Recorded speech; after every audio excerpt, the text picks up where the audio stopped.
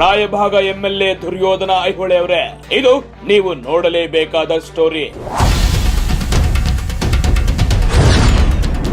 Task force ಅನುದಾನಕ್ಕೆ ಉಂಡೆನಾಮ ತಿಕ್ಕಿದ ಅಧಿಕಾರಿಗಳು.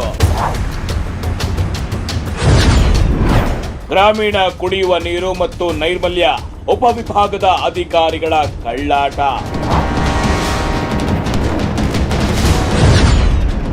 ಮೂವತ್ತಕ್ಕೂ ಅಧಿಕ ಬೋರ್ವೆಲ್ಗಳ ಮಂಜೂರು, ಆದ್ರೆ ಹಾಕಿದ್ದೆಷ್ಟು ಗೊತ್ತಾ?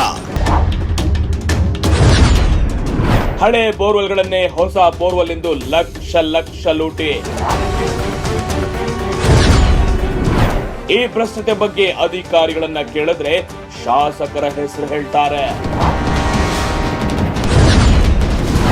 ಹೆಸರು ಎಂಎಲ್ಎದು, ಬಸ್ರು ಅಧಿಕಾರಿಗಳದ್ದ. ನಿರೀಕ್ಷಿಸಿ ಅತಿ ಶೀಘ್ರದಲ್ಲಿ ನಿಮ್ಮ ಅನ್ವೇಷಣೆಯಲ್ಲಿ.